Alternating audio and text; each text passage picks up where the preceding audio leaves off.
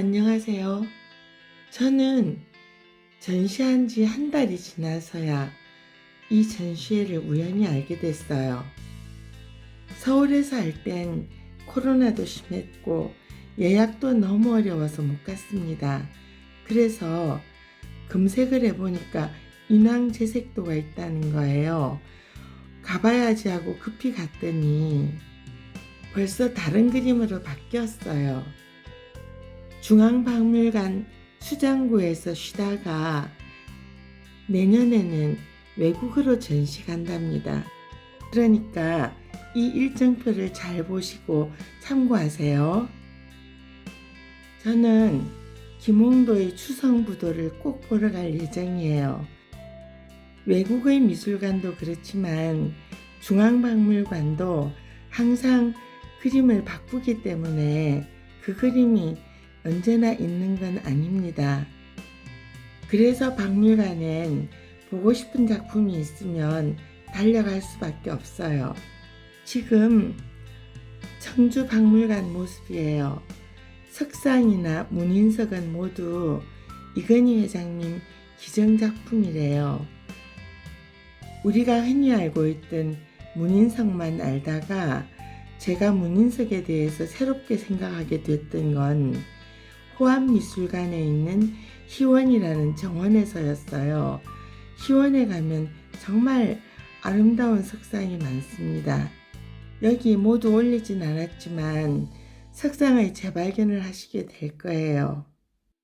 저만 그런지 모르겠지만 우리가 보통 아는 석상은 산소 앞에 있는 문인석이잖아요. 먼 훗날 제가 다시 보고 싶을 때를 생각해서 도록을 만드는 마음으로 정리해 봤습니다. 제가 좋아하는 석상이 첫 번째로 반겨줍니다. 조선시대 때 작품이래요. 충북 단양의 구단봉 풍경화라고 봐야 되겠죠? 산수화입니다. 조선시대에 무덤 속에 넣던 그릇이나 인형이에요. 순장하던 풍습을 없애기 위해서 만들어졌고 산소에 넣으니까 작아요. 우리나라의 유명한 3대 소반이 해주소반, 나주소반, 통영소반이 있는데 사실은 충주소반도 유명합니다. 지금 보시는 소반은 충주에서 만든 개다리 소반이라고 합니다. 제가 좋아하는 사방탁자입니다.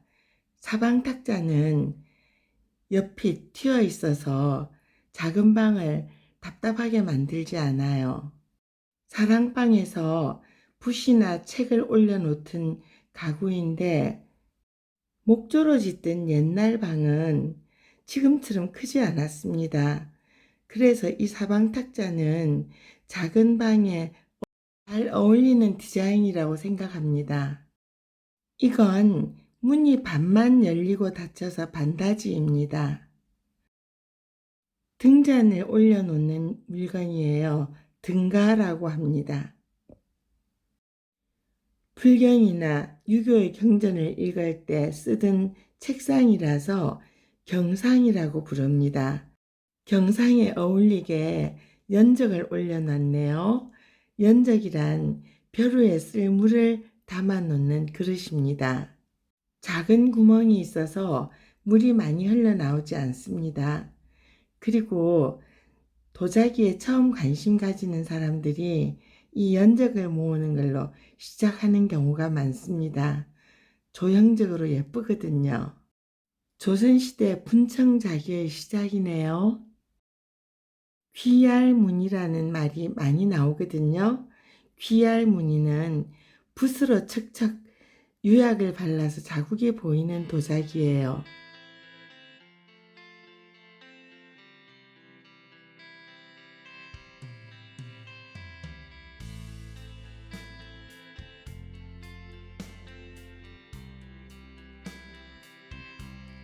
섬세하고 아름다운 고려 청자입니다.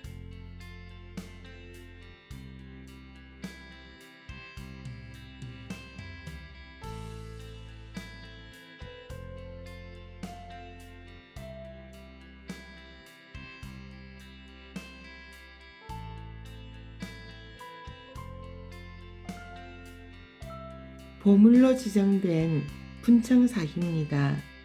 화살표 속의 네모 도자기 속에는 이 돌아가신 분의 행적과 가족의 내력까지 다 적혀 있대요. 그래서 언제 만들어진지도 분명히 알 수 있대요. 당시의 사회를 알 수 있는 중요한 자료랍니다.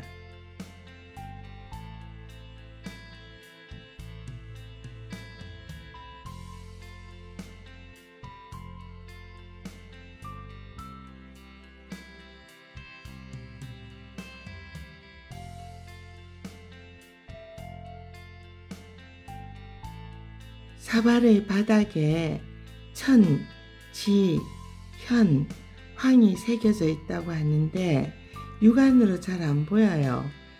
갤럭시 23으로 찍어서 확대해 보니까 잘 보였습니다. 그래서인지 국보입니다. 그림이나 작품을 볼 때 잘 보이지 않을 땐 사진을 찍어서 확대해서 봅니다. 기술의 힘이 제 눈보다 나을 때가 많아요. 서양의 미니어처를 많이 봐서 인형인 줄 알지만 이 작고 귀여운 작품도 무덤 속에 함께 묻었던 명기입니다. 일본인들이 임진왜란을 도자기 전쟁이라고 일컬을 정도의 우리나라 유명한 청화백자 도자기입니다. 일본은 흙의 문제도 있었고 기술상으로도 도자기를 못 만들었어요. 그 당시 일본인이 쓰던 그릇은 나무 그릇이었어요. 더운 날씨에 습한 기후의 섬나라에서 우리나라의 도자기가 음식을 담으면 얼마나 적당했겠어요. 도자기가 생기게 되면서 일본 식생활의 발전은 우리가 가마솥에서 밥을 하다가 전기밥솥에 하는 것과 같은 혁명이었답니다. 그런 사회적 배경이 있으니까 우리나라 도공을 데려가서 그토록이나 위했죠. 일본을 도자기의 나라처럼 아는 외국에 가면 늘 안타까워요. 예약한 지 1시간이 지나면 퇴장해야 한대요. 그래서 빨리 나갔어요. 다음 시간에 빈자리에 예약하기 위해서요. 이 작품을 1시간 만에 다 보는 건 제겐 무리였어요. 그래서 다시 예약하고 잠시 기다렸다가 들어왔습니다. 분청 국화무늬 접시입니다. 정말 예쁘죠? 국화무늬로 도장 같은 틀을 만들어서 찍어요. 그 속에 백토를 넣어서 메꿉니다. 그래서 무늬를 만들어요.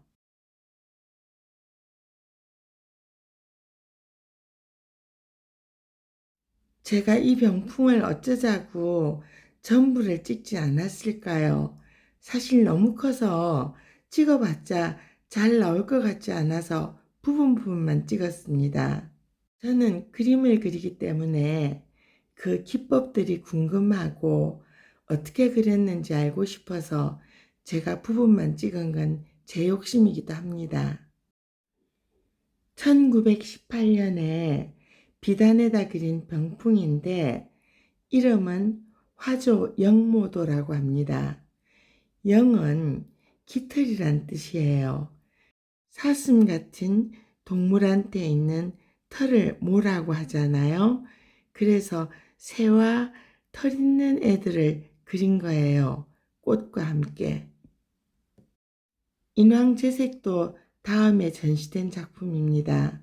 제게는 정말 뜻깊고 좋았습니다. 이 작품을 더 보고 싶어서 다시 가고 싶어요. 그리고 단원의 주성부도는 절대 놓치지 않으려 합니다. 난초로 유명한 대원군의 난입니다. 이 작품이 정말 좋아서 사진을 다 찍었어요. 긴 족자기 때문에 화면 하나에는 그 작품을 다 못 보겠더라고요. 영지버섯이 함께 있어서 질환이라고 붙여졌습니다. 이 작품도 9월 17일까지만 볼 수 있어요. 이 석죽도는 도록에 참 많이 나오는 작품입니다. 끊임없이 공부를 했다는 정조 임금이 좋아했다는 그림 책가도입니다. 책만 그려져 있는 것이 아니라 진귀한 물건이나 문방구나 두루마리 편지 같은 것도 같이 그려져 있어요. 부귀와 출세에 관한 상징적인 물건들이 그려져 있어요. 그림이 상할까봐 조명이 없어서 사진이 안 나올 줄 알았는데 의외로 잘 나왔습니다. 이 책가도 때문에라도 다시 가야 할 것 같아요. 여기는 공예품을 모아놨는데 정말 정성스럽고 기능적으로나 미학적으로나 아름다웠어요. 저는 회화를 좋아하긴 하지만 또 이런 공예품을 굉장히 좋아합니다. 제가 상상도 못한 어떤 디자인을 보면 환희스러움이 느껴져요. 이건 대나무통을 이용한 필통입니다. 저는 사람이 공들여 만든 모든 걸 사랑합니다. 쇠를 가지고 일본은 칼을 만들고 한국은 종을 만들었다는 말이 있더라고요. 이 세 개의 종 중에서 우리나라의 종만이 울림, 맹놀이라는 음향을 가지고 있어요. 그래서 우리나라 종에게는 따로 붙여진 이름이 한국종입니다. 그 맹놀이는 흡사 물에다 돌을 던지면 일어나는 동심원 같기도 하고 메아리 같기도 하고 평화스럽고 아름다운 소리예요. 전시장에는 그 맹놀이가 울려 퍼지고 있었어요.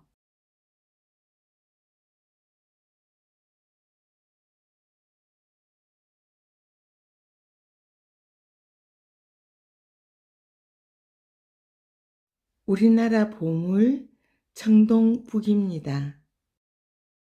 고려시대에 만들었다고 합니다. 역시 고려시대 때 만든 향을 담는 향합, 고려시대의 사리를 담는 함입니다.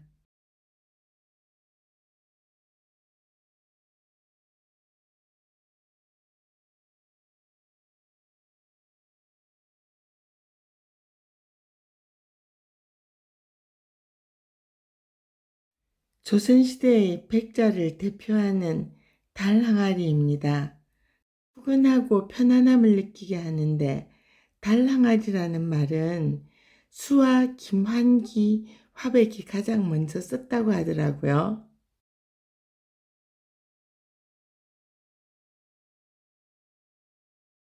청동 거울입니다.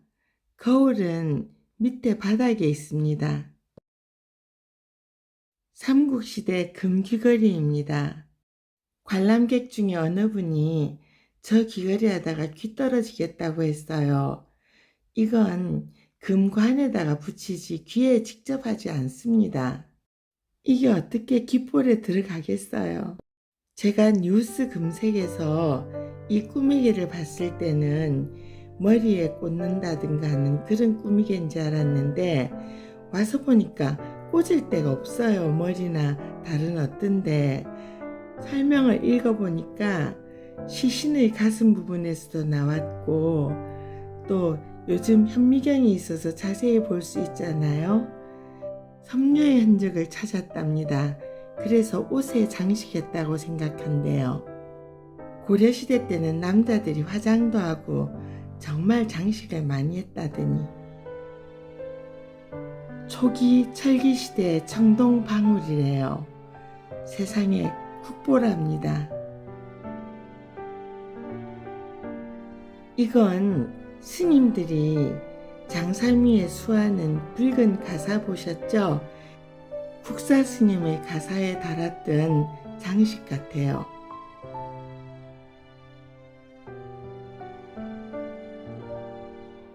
정말 아름다운 표류입니다.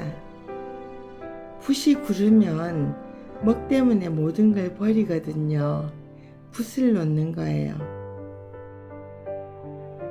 어린 시절에는 뭘 모르니까 부자가 우리나라 보물을 다 갖고 있구나 이런 생각을 한 적도 있어요. 그러나 차차 나이가 들면서 일제강점기와 6.25를 거치는 어려운 시기에 우리나라에 밀반출된 수많은 문화재를 생각하면 이런 수집과 기증이란 바로 나라를 지키는 일구나 하는 생각을 했습니다. 서울의 전시를 못 보신 분이라면 청주까지 가시는 길이 2시간 걸리면 드라이브 삼아 가을 여행 삼아 가보시는 건 어떨까요? 감사합니다.